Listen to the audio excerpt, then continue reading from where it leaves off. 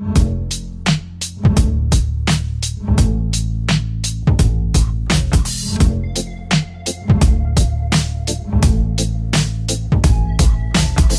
ce temps perdu à creuser pour retrouver la flamme.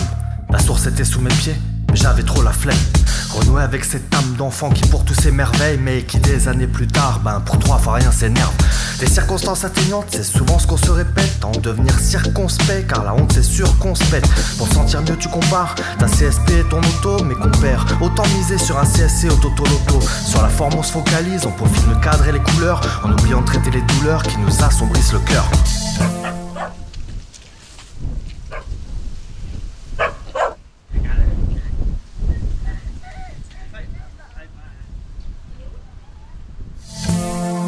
Qui se souvient des Lego et la magie de ces mondes en briques, quand on crée juste pour le kiff, sans se soucier de l'ego, pour se rendre compte au final, et c'est triste qu'on n'est pas tous égaux.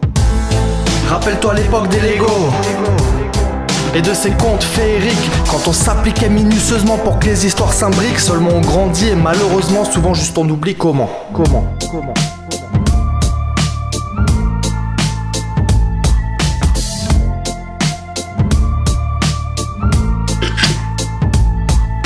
Dans les égouts à la poursuite de Shredder, on s'écorchait les genoux, puis on remontait après des heures, tachés comme des gnous mais ivres de bonheur. Car derrière nos masques on partageait tous le même fantasme ultime, une grosse part de pizza avec la belle April O'Neil.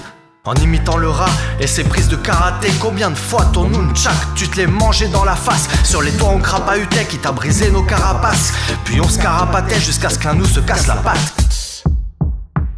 Ce gosse qui joue au Lego n'a pas encore conscience que dès l'enfance on commence à construire son ego.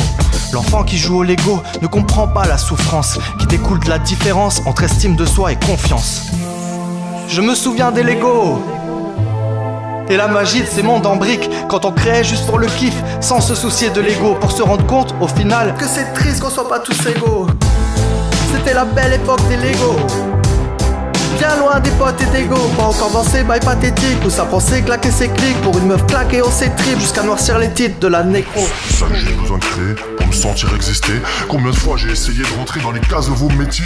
J'avais juste besoin de créer pour me sentir exister. Aujourd'hui je suis écœuré quand j'entends trouve-toi un vrai métier. J'avais juste besoin de créer pour me sentir exister. Aujourd'hui je suis écœuré quand j'entends trouve-toi un vrai métier. J'avais juste besoin de créer pour me sentir exister. J'aurais dû me méfier des rageux qui me disaient trouve-toi un vrai métier. Rappelle-toi à l'époque des Lego et de ces contes féeriques, quand on s'appliquait minutieusement pour que les histoires s'imbriquent. Seulement on grandit et malheureusement juste on oublie comment.